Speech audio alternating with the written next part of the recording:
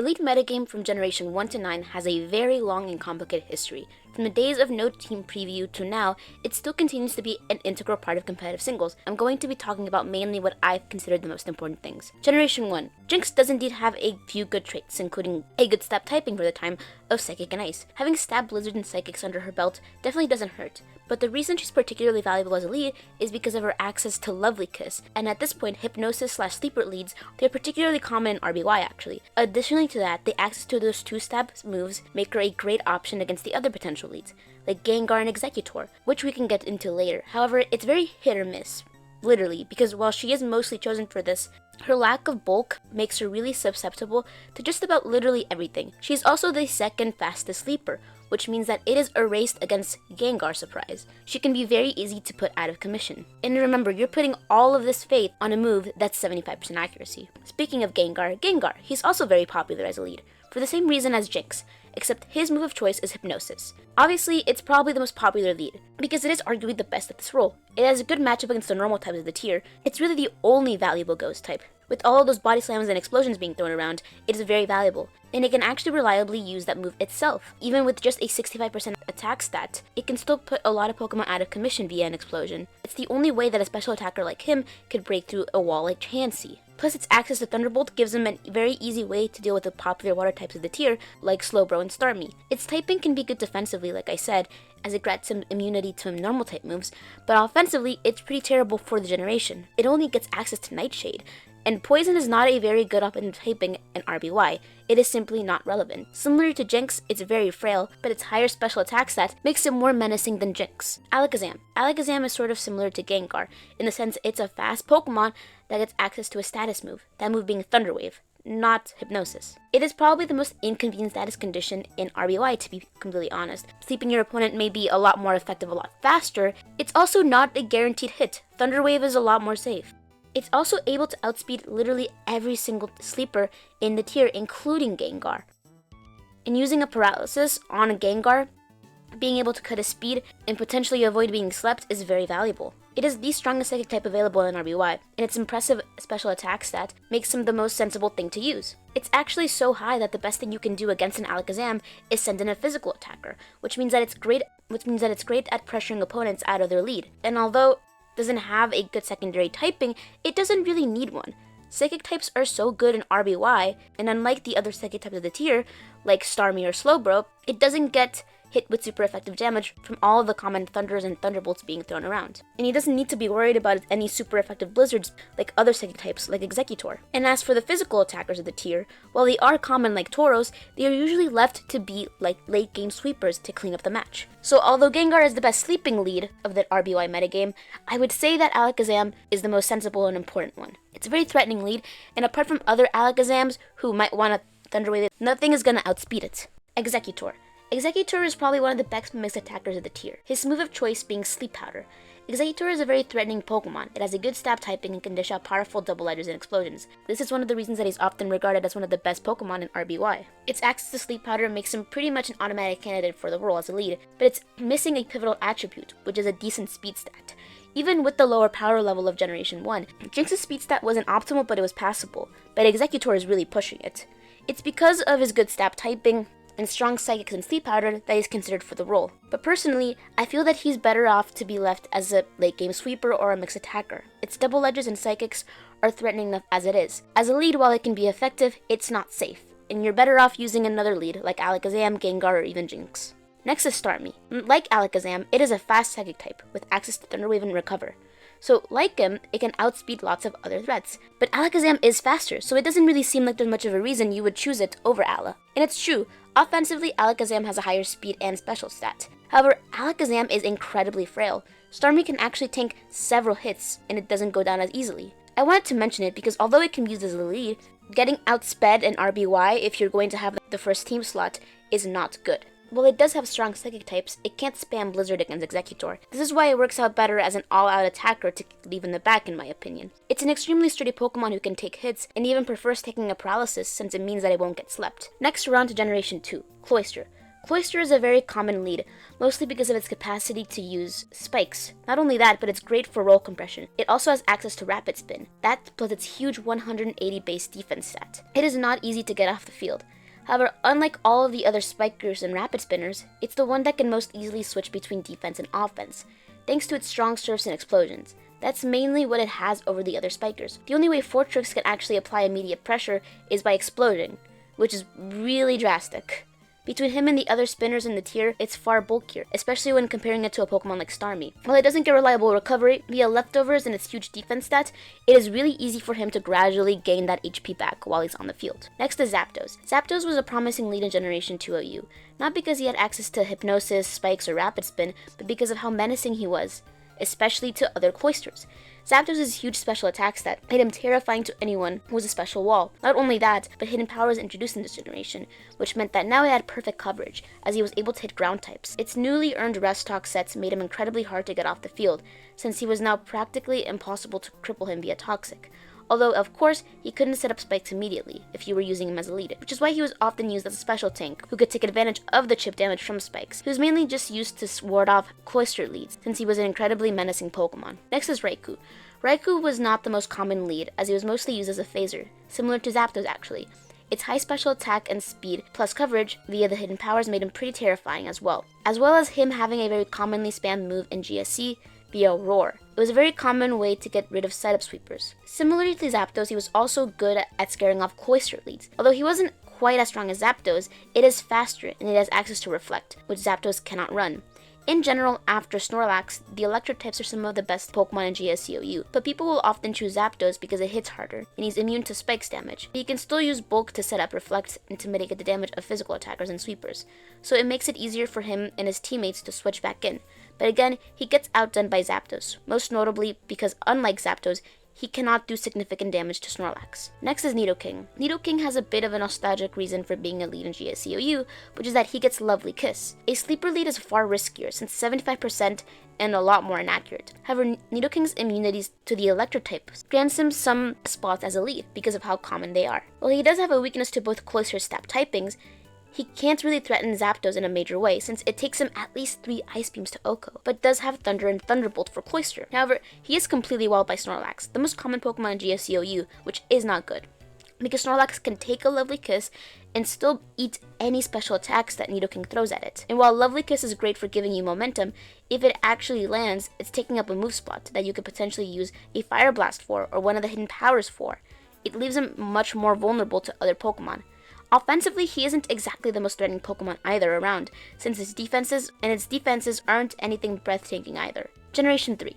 You might have noticed that I didn't mention Skarmory in the last gens. That's because in the last gen, he didn't get access to Spikes. Now he does, and that changes everything. He goes from a Pokemon that is a solid A tier to a solid S tier, and arguably the best Pokemon in Advanced. As a lead, he ran Spikes, Roar, Protect, Taunt, Toxic, Roar, and even Drill Peck. Taunt was good for preventing other Spikers from landing their hazards, and opposing Skarmories from setting up as well. The most notable threats in Advanced are grounded, so this really helps him out. Setting up Spikes is pretty crucial. He's a pretty perfect Pokemon all around, since his Flying Steel combination leaves him with only 2 weaknesses, Fire and Steel, that are both special types, so it's not really Skarmory's responsibility to deal with it. And via Toxic, he can threaten other spinners, even as passive Pokemon. And while it's obviously a physically defensive Pokemon, it can be EV'd to lift special hits as well. Him having the perfect typing, along with leftovers, immunity to Spikes, as well as being able to set them up, makes him one of the most popular leads in Advanced. Next is Metagross. Metagross is a great new toy for Hyper Offense to play with. It is a very, very popular lead, as Explosion was a very common move in both GSC, RBY, and even here, but Explosion leads are now really starting to take off. I feel like in Advanced, the Suicide leads were a huge part of the lead metagame compared to the past 2 generations. Metagross's job was really straightforward. He would go in, usually use Explosion off of a choice band, and he would take out literally everyone. It was even enough to take out Skarmory. And even though Explosion was the most common move to spam if you were using a Metagross lead, you could also go for a Meteor Mash in order to get that attack boost potentially. It was really popular because even though Gen 3 was the first gen where you couldn't max out your stats, it was still a very bulky generation. So being able to immediately take out your opponent was really helpful. To use Explosion, or Meteor Mash, there was also Earthquake, and it would do decent damage to literally everyone who was hit by a ground type move. Even neutral damage off of him are enough to scare off more Pokemon even in the bulky world of Advanced. Next is Salamence. Salamence is personally my favorite lead in Advanced OU. It's pretty straightforward, it matches up well against other common leads, and it's my favorite special attacker, or mixed attacker. It has access to Rock Slide, the Hidden Powers, Dragon Claw, Fire Blast, Ice Beam, and more. He can very easily take out a Metagross and a Skarmory via Fire Blast, who are the two most popular leads, so that's pretty great. As well as having Brick Break to deal with Tyranitar. It might not carry the same exact type of pressure as an Explosion Metagross can, but being able to easily take out these Pokemon is huge. Next is Tyranitar. Tyranitar doesn't have a specific move that makes him a perfect lead, instead he has an ability in Sandstream.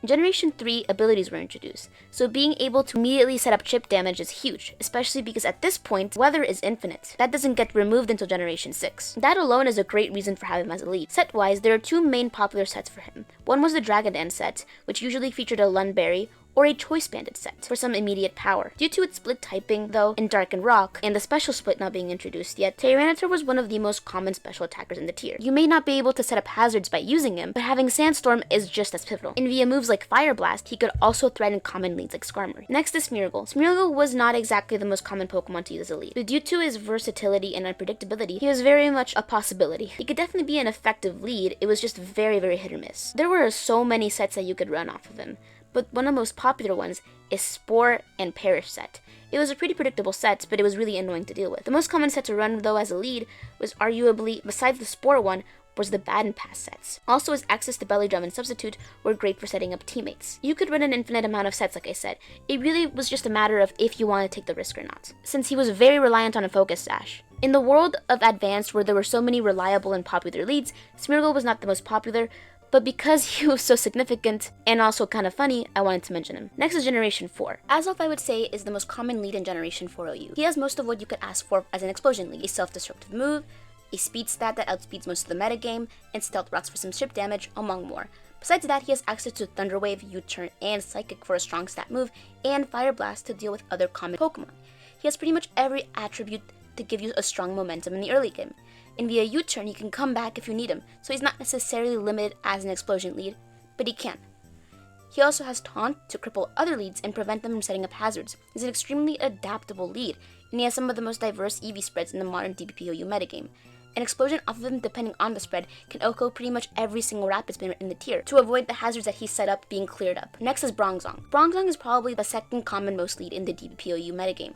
He's a rather notorious explosion lead, but arguably the inverse of Azelf. Azelf is frail and fast, and can dish out powerful attacks. And Bronzong can be strong via his explosion, but is a bit more defense-oriented. There are two pretty common sets with Bronzong. One has Gyro Ball, Explosion, Stealth Rock, and another move of your choice. And there are others that you could use to set up Rain or even Trick Room. So he usually doesn't use Focus Sash, since he's already pretty bulky. And he has two abilities which can help you eliminate two of his most common weaknesses, Ground and Fire, via Levitate and Fireproof, which means that even though Levitate is the most commonly known one, you're always kind of playing mind games when you see a Bronzong. He's a good lead to go up against Azelf, since even though Azelf can taunt him, Bronzong is bulky and could take him out via a Gyro Ball. And Azelf cannot fully take him out in one shot, especially if you're using Fireproof. And although an explosion off of him is great, he is a good Pokemon to save, since Levitate makes him a great Pokemon to come back, since he avoids chip damage from spikes, and via other moves like Earthquake and the Hidden Powers and Payback, he can also put on pressure. Next is Aerodactyl. It's fast, has access to Stealth Rock and Taunt. It is a staple of Hyper Offense. The only difference is that he doesn't have access to Explosion, but just like Azelf, he is a popular Sash lead. Just like him, he's a very popular Pokemon on Hyper Offense, and while Azelf is more common, he is arguably most menacing because he does outspeed him. He can dish off powerful Earthquakes, Rock Slides, and Double Edges. It's one of the only answers for Azelf, since again, it's the only Pokemon that can actually outspeed. And it can also use Taunt on it to avoid Azelf setting up hazards. And although Sash is the most common lead, another popular variant is Lumberry if you want to use him as a late game sweeper, and you want to avoid getting paralyzed or burned. Next is Roserade. Roserade has access to her trusty move in Sleep Powder, and the new one in Toxic Spikes. She was a very frail Pokemon who could really pack a punch. Not only this, but her Stab Leaf Storms were really devastating, coming off her 125 attack stat. And a 95 base speed isn't amazing, but she can still outspeed lots of Pokemon. Because she was frail, she was also very commonly paired with Sash. It was a lead that wasn't really meant to stick around. If you wanted a bulkier version, you could run Black Sludge to punish trick users like Rotom Wash or Azelf. Other variants include the Hidden Powers, an Energy Ball, or a Stun Spore. Next is Empoleon. He is a sturdy Pokemon with great defenses and a good typing. He usually run a Sash and a modest / rash nature. The thought process behind Empoleon is pretty straightforward. Being able to set up Stealth Rocks and immediately dishing out powerful stab Hydro Pumps and or Ice Beams and Aqua Jets is great.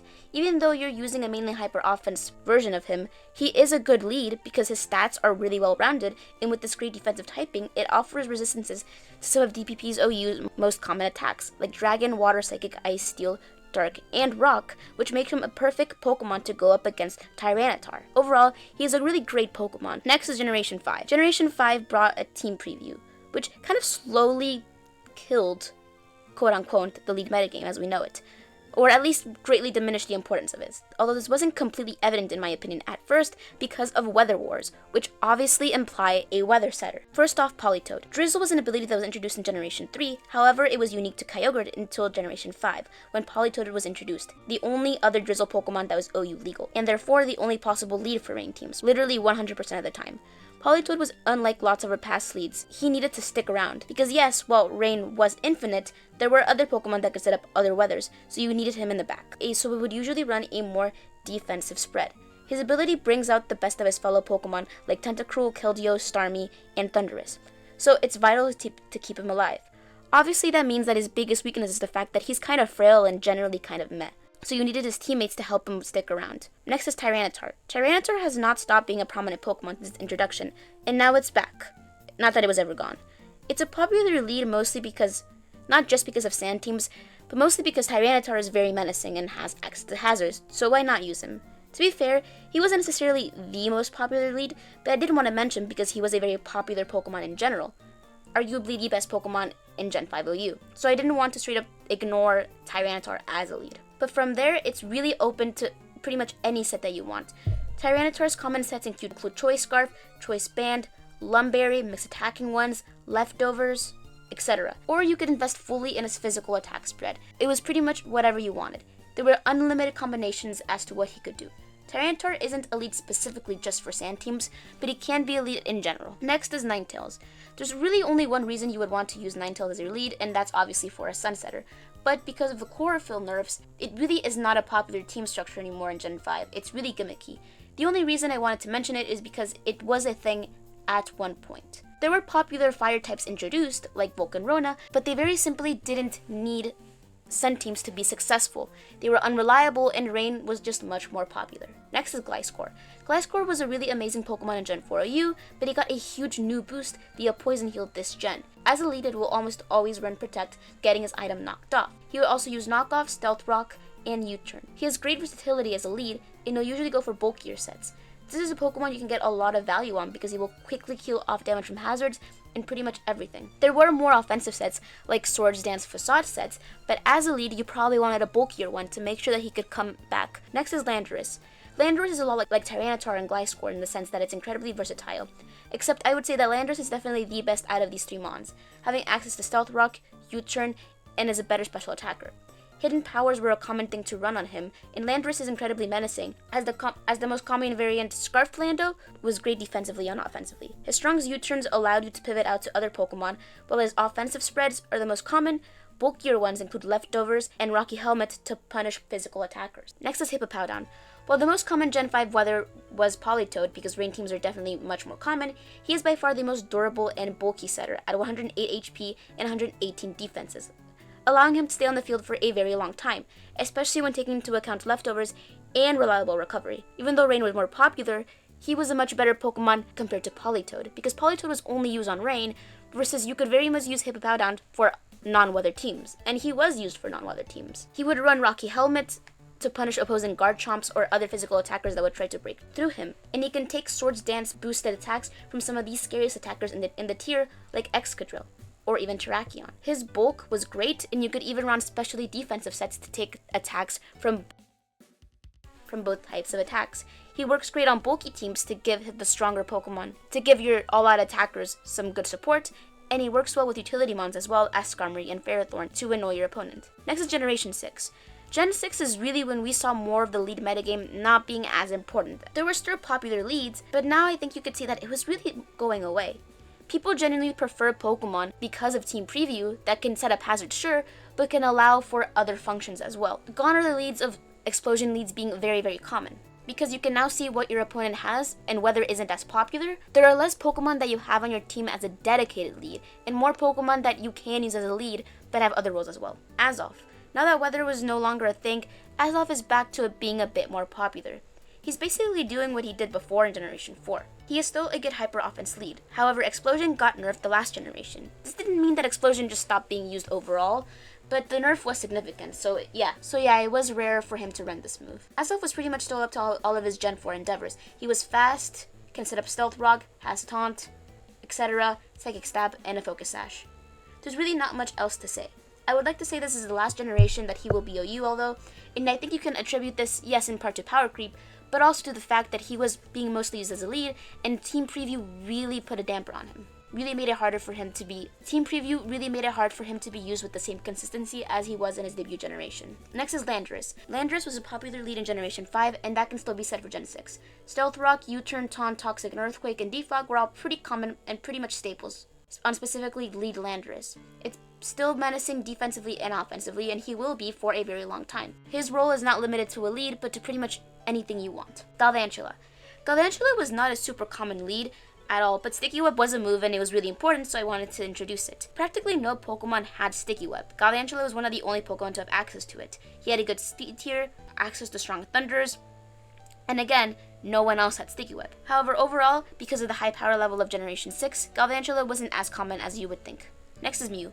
I haven't talked a lot about Mew because although he is incredibly versatile, he was mostly used for literally any other position, your team's physical attacker, special attacker, or a stall breaker. But with access to Will-O-Wisp and Stealth Rock and Taunt, and honestly any utility move you can think of, Mew was bound to be used on some teams as a lead. Talonflame. In his prime, he was completely different. Both offensively and defensively, he was incredibly menacing. You would think that his frail typing would make him rare, but because of Gale Winds in his move pool, it carved out a niche for him that was almost akin to Prankster Pokemon. Gale Winds allowed you to immediately rack up damage, yes, but also because of the combination of utility and Will-O-Wisp, it wasn't that hard to keep your opponent guessing as to what he would do. With the Stab, Brave Birds, and Flare Blitz and reliable recovery to do it all over again in Roost, he was a really annoying Pokemon to deal with. He's also one of the only leads that can get away with not using an item because of how strong an acrobatics off of him is. He was a great lead in Generation 6 until he was nerfed. Next is Generation 7. In my opinion, Gen 7 is the most stale generation so far when it comes to the lead metagame. The Pokemon that I talked about last gen are still pretty relevant now. Landorus still was, and there's not much else to say. It's not that there weren't Pokemon introduced that could be used as a lead, but there weren't Pokemon that were introduced that were always specifically used as a lead, besides a few. Pelipper. Rain teams are a bit more common this generation, and because of that, Pelipper has risen to prominence. The last rain setter that had this ability was Politoed, but Pelipper is just so much better.